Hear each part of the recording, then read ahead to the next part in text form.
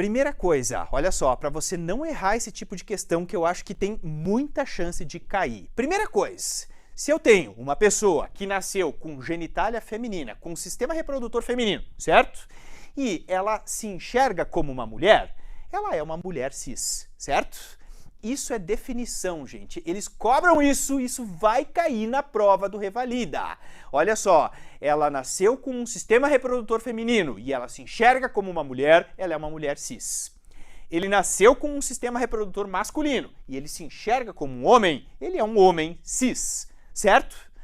Se nasceu com um sistema reprodutor feminino, mas se enxerga como um homem, a gente vai ter um homem trans. O que é o homem trans? O homem trans é o indivíduo que tem sistema reprodutor feminino, mas que se enxerga, se identifica como um homem. Tá, Jader, mas tem vagina, tem útero, então como que é um homem? Porque você sempre vai se referir por como a pessoa se identifica. Então é um homem trans. Se tiver escrito ali na prova do Revalida que vai estar homem trans, é porque é um indivíduo que se identifica, uma pessoa que se identifica como homem, se enxerga como homem, mas tem sistema reprodutor feminino, certo? Portanto, se eles colocarem, por exemplo, um homem trans que sofreu violência sexual, que sofreu abuso sexual, você tem que fazer profilaxia de gestação, certo? Então tem que lembrar que tem sistema reprodutor feminino.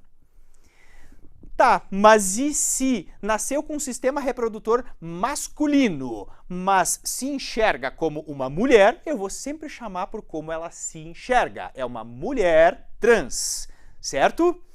E isso, gente, despenca em questão de prova. A questão que caiu esse ano, em 2023, e que eu acho que vai cair de novo, é em relação ao acolhimento. Ah, eles vão botar assim, faculta a unidade de saúde chamar pelo nome que a pessoa quer ser chamada. Não, não faculta nada. Você sempre vai chamar a pessoa por como ela se identifica, certo? Então, assim, se tem sistema reprodutor masculino, mas se identifica como uma mulher, você vai chamar de mulher. Você vai chamar pelo nome que a pessoa quer ser chamada, certo? É muito importante isso.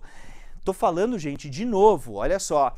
Muito provável que apareça, muito provável que caia.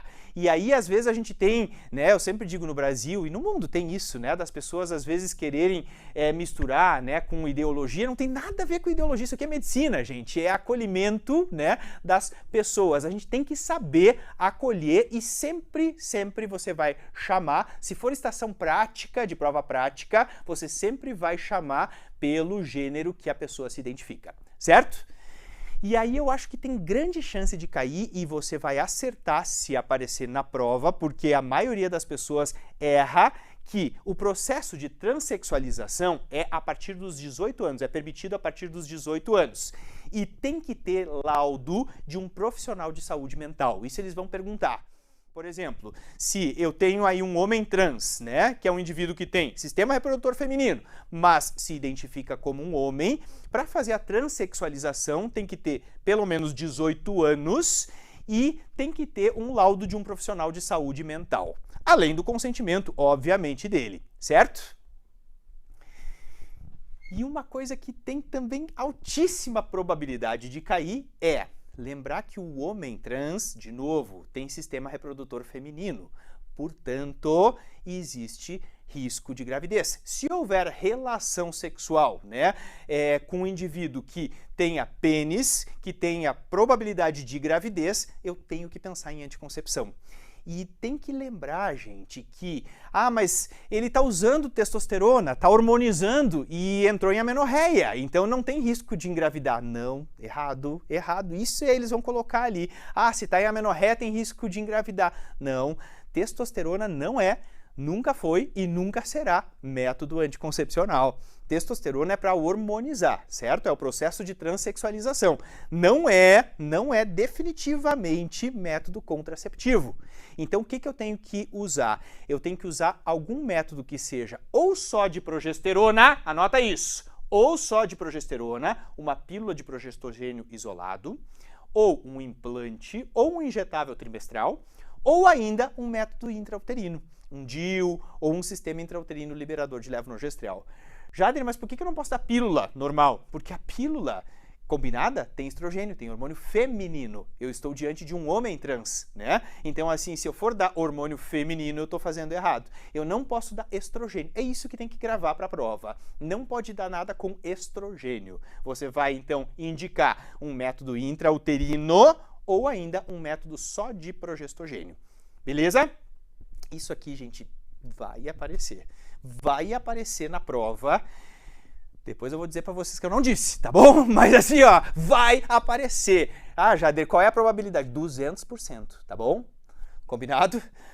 Tá, Jader, e os rastreamentos? Como é que funcionam os rastreamentos? Segue igual? Porque se tem sistema reprodutor feminino, tem colo do útero, tem risco de ter câncer, né? Isso. Então, assim, ó, se já houve algum tipo de relação com penetração, a pergunta é sempre essa. Já teve algum tipo de relação com penetração ou por pênis ou por afins, né? Por fomites, né?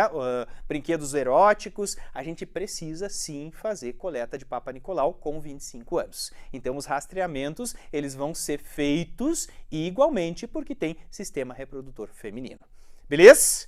Então, não esquecer, resumo de tudo isso, homem trans vai cair nas questões de ginecologia, gente. Homem trans tem sistema reprodutor feminino. Portanto, se eles te perguntarem se tem que fazer rastreamento, tem que fazer rastreamento se já houve algum tipo de relação com penetração a partir dos 25. Anticoncepção, tem que fazer anticoncepção sim, né? Se houver relação aí com risco de gravidez. Então, a anticoncepção é método só de progesterona, você vai marcar, ou método intrauterino. Fechado?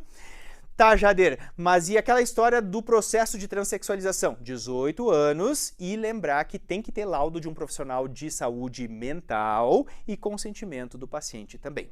Fechado? E se eles me derem o caso de um homem trans que sofreu estupro, né? Também isso aqui tem alta chance de cair. Exatamente a mesma coisa, você vai fazer exatamente o mesmo protocolo de atendimento do que uma mulher cis, né? Então eu vou oferecer todas as profilaxias das ISTs virais e não virais e eu tenho que usar também anticoncepção de emergência, porque o homem trans tem sistema reprodutor feminino, né? E tem chance aí de gravidez. Fechado? Entendido? Então é isso, gente. É isso, esse era o meu recado. Acho que é uma coisa que tem